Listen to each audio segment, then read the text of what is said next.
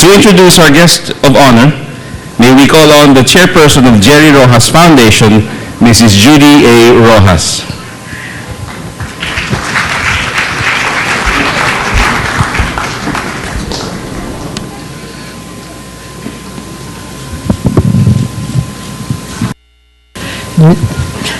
Ladies and gentlemen, the President of the Republic of the Philippines, His Excellency Benigno Aquino III.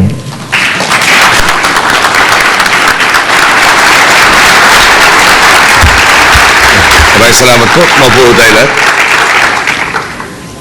Secretary Sunny Coloma, of course, Tita Judy, Associate Justice Arturo Brion, Mr.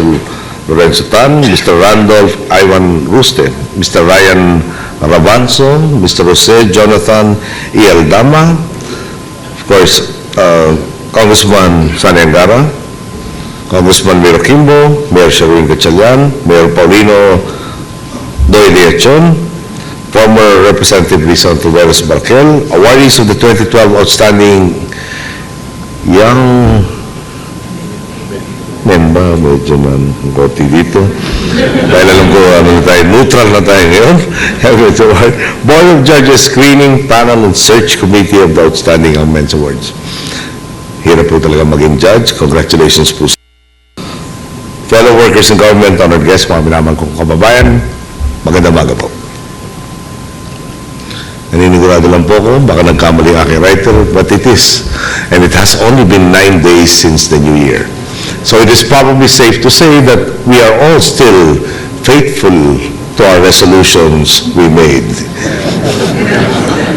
I hope that your diets have not been broken and that many of you are still setting aside time to exercise so that we can all flush out all the holiday cholesterol.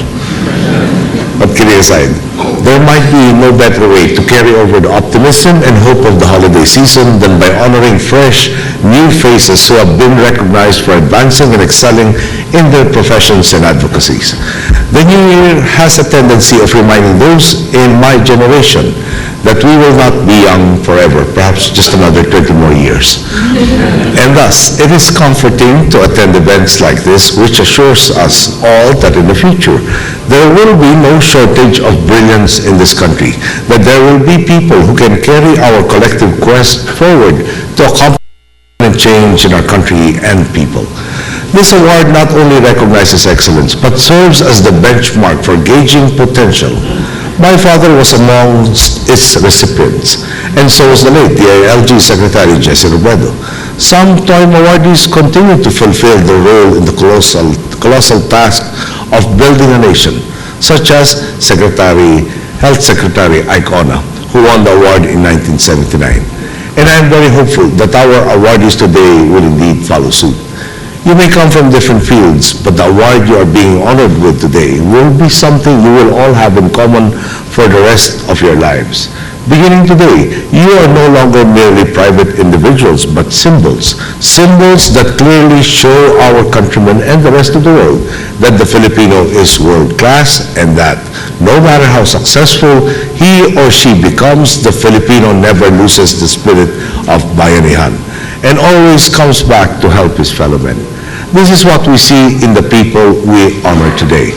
We have an international hip-hop phenomenon who found this initial success by each of us to, and I quote, practice what we preach, close quote. A person I am fortunate to call friend, who I often see in awarding ceremonies and events because he doesn't just entertain his countrymen, he gives back to them, especially in times of great challenge.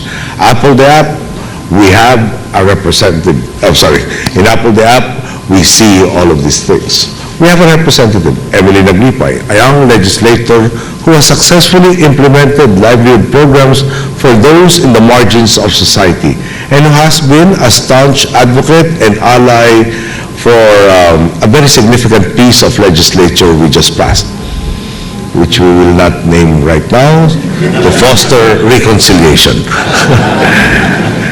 Jiggy Malikad, who bravely covers events that shape the landscape of our country, and Ivan Henares, who has given a new generation of people an appreciation of our heritage. We have Chiefy Kalugdog, who evokes that feeling of pride in all Filipinos whenever he scores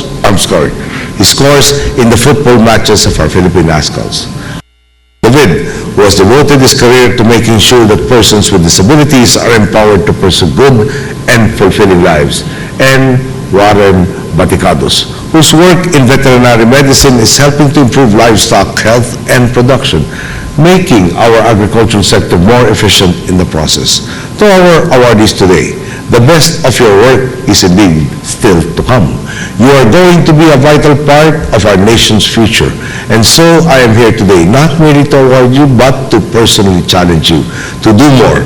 What I have learned as president is that no single person, no single entity or corporation or government can manage the full-scale turnaround of this country solely on their own. We need each Filipino to do their part. So we say to you, Apple, M, Warren, Chiefy, Jiggy, Archie, and Ivan. Sensya na kung feeling close na tayo. This country needs you to continue being creative, excellent, and relevant. You are no longer just artists, politicians, medical professionals, athletes, champions of heritage, or journalists. You are inspiration for our countrymen. And your continued pursuit of excellence will tell our people that the fight to bring this country to prominence continues. Rest assured, I will stay the course with you. Together, let us start the new year right. As we leave this hall today, let us get back to our desks, our clinics, our concert halls, our football fields, more energized than ever before, and show our countrymen and the world just how outstanding the Filipino is. Congratulations to one and all. Thank you. Good day.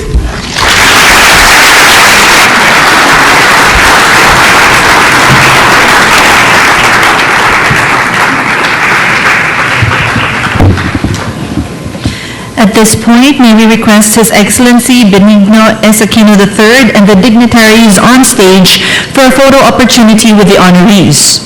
May we request all the 2012 TOYM honorees to please proceed to the stage for a photo.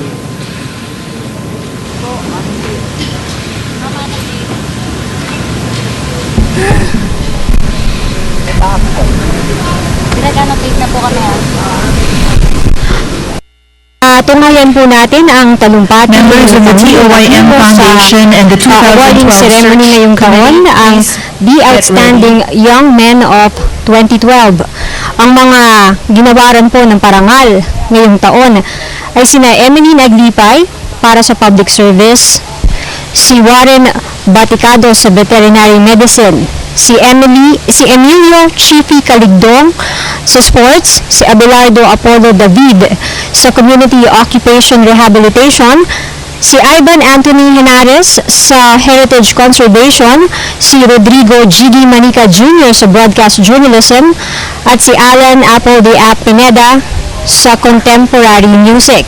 Sa talumpati po ni Pangulong Aquino kanina, sinabi niya na ang mga awardees, ang 7 awardees na ito ay hindi na mga pribadong individual, kundi mga simbolo na ng mga Pilipino. Sila na ay simbolo na ang Pilipino ay world class. Sinabi rin ni Pangulong Aquino na inaasahan niya ang patuloy nilang pagbabayanihan dahil ito ay paraan para ibalik at magbigay ng karangalan sa bansa. Inisa-isa ni Pangulong Aquino ang magagandang traits ng bawat awardee at kabilang dito ang sinabi niya kay Apple de Ap na ang isang mabuting ginagawa nito ay ang pagbibigay tulong tuwing panahon ng trahedya.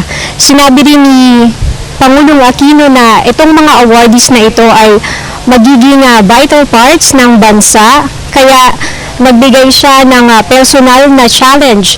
Ayon sa kanya, inaasahan niya na higit pa nilang ipagpapatuloy ang kanilang ginagawa at aasahan din niya ang patuloy nilang pagtulong sa kapwa. Sinabi rin ni Pangulong Aquino sa awardees na ito na kailangan sila ng bansa na ipagpatuloy nila ang kanilang pagiging malikhain at pagiging relevant.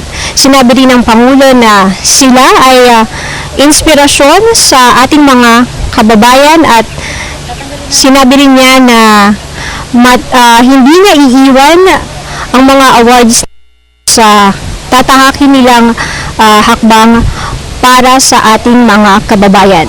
At yan po ang ating special coverage para sa awarding ngayong araw ng The Outstanding Young and Women of 2012. Para sa Telebisyon ng Bayan at Radio TV Malacanang, ako po si Elena Dina. Magandang araw po.